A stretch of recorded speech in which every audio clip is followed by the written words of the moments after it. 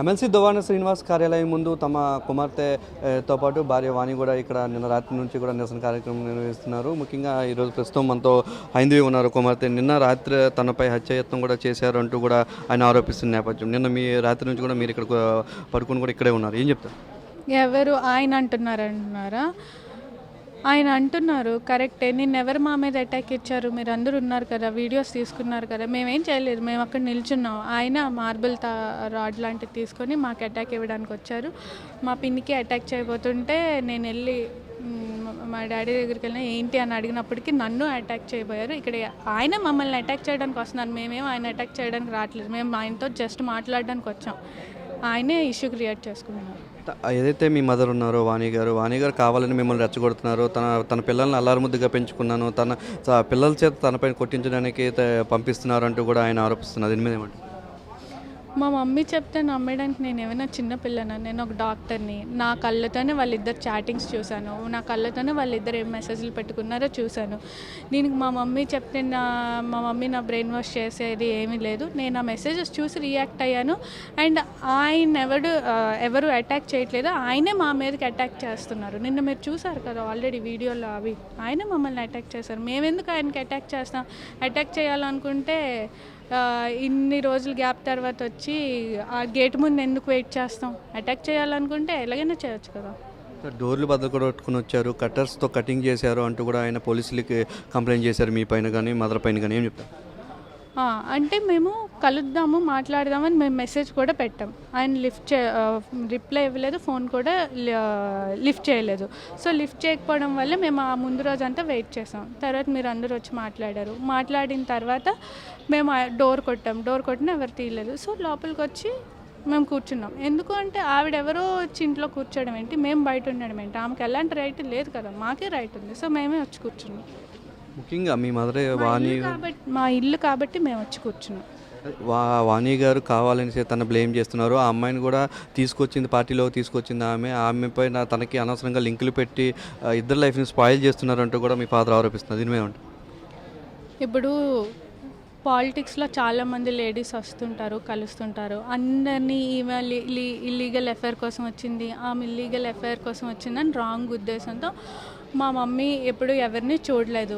అందుకే అసలు నిజంగా ఆ ఉద్దేశంతో చూసుంటే ఇప్పటి వరకు వచ్చేది కాదేమో.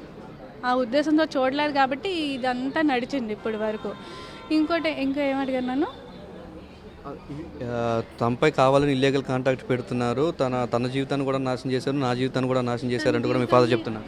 అంటే అదేం అబద్ధం కాదు కదా. నా దగ్గర ప్రూఫ్స్ ఉన్నాయి, వాళ్ళు మాట్లాడుకున్న ప్రూఫ్స్, చాట్స్, స్క్రీన్ షాట్స్ నా దగ్గర ఉన్నాయి. నేను కావాలంటే ప్రొవైడ్ చేస్తాను అవన్నీ.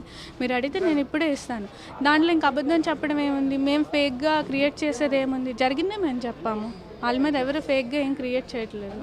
అండ్ ఆమెకి రాజకీయాల్లోకి ఎవరు మా మమ్మీ అని తీసుకురాలేదు. ఆమె వచ్చింది, తిరుగుతుంది, సరే తిరుగుతుంది కదా, పార్టీ కోసం పనిచేస్తుంది కదా అనుకున్నారు. కానీ ఎవరైనా వచ్చి ఇలాగా అలా పార్టీ కోసం తిరుగుతుంది, పనిచేస్తుంది అంటే దాని అర్థం ఇంట్లోపలికి వచ్చి ఫ్యామిలీని డిస్ట్రాయ్ చేసి మా డాడీతో ఇల్లీగల్ రిలేషన్ పెట్టుకోమని కాదు కదా.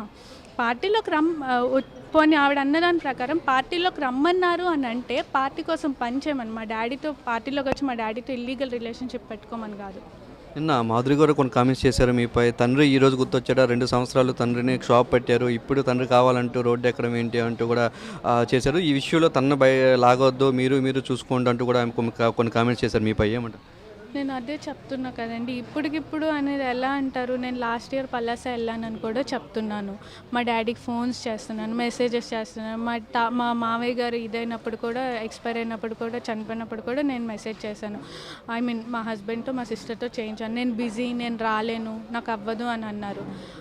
ఇలాగ మరి ఇవన్నీ ఏంటి? కలవడానికి ట్రై చేస్తున్నట్టు కదా. లాస్ట్ ఇయర్ మేము వెళ్ళింది ఆయనతో మాట్లాడడానికి కదా, ఫోన్లు మెసేజెస్ చేస్తుంది ఆయనతో కలవడానికి కదా. సడన్గా ఏం వదిలేసి ఇప్పుడు మేము రాలేదు. అప్పటి నుంచి ట్రై చేస్తున్నాం కాబట్టి నిన్న గేట్ బయట వచ్చి కూర్చున్నాం. అండ్ ఆమెను లాగొద్దు అంటే అప్పుడు ఆవిడ ఈ ఇష్యూలో లాగొద్దు అన్నప్పుడు ఆవిడకి ఇంట్లో ఉండే రైట్ ఏముంది? ఇంట్లో వచ్చి అందుకుంటుంది. ఆమె చెప్పింది కదా, నాకు పెళ్ళి అవ్వలేదు, దువ్వాడ శ్రీనివాస్తో, నా హస్బెండ్తో నాకు డివోర్స్ ఇవ్వలేదు అని అంటుంది. మరి అప్పుడు అలాంటప్పుడు ఏ రైట్ ఉందని ఏ రైట్ ఉందని నువ్వు ఇక్కడ ఉంటున్నావు? నువ్వు ఉంటున్నప్పుడు మేము ఎందుకు క్వశ్చన్ చేయకూడదు? నువ్వు ఉంటున్నావు కాబట్టి మేము క్వశ్చన్ చేస్తున్నాం. మా డాడీతో ఇల్లీగల్గా ఎఫ్ఐఆర్ పెట్టుకున్నావు కాబట్టి క్వశ్చన్ చేస్తున్నాం. ఎందుకు క్వశ్చన్ చేయకూడదు? నా ప్లేస్లో ఉంటే ఎవరైనా క్వశ్చన్ చేస్తారు. మరోవైపు పిల్లలతో కలిసి ఉంటాను కానీ వానితో నేను ఉండను, డైవర్స్ కూడా తీసుకుంటానంటూ కూడా ఆయన కొన్ని కామెంట్స్ చేసడం జరిగింది రాత్రి కూడా. ఏం చెప్తారండి? మా మమ్మీ మా డాడీ డైవర్స్ తీసుకోవడం అంటే నాకైతే ఇష్టం లేదు.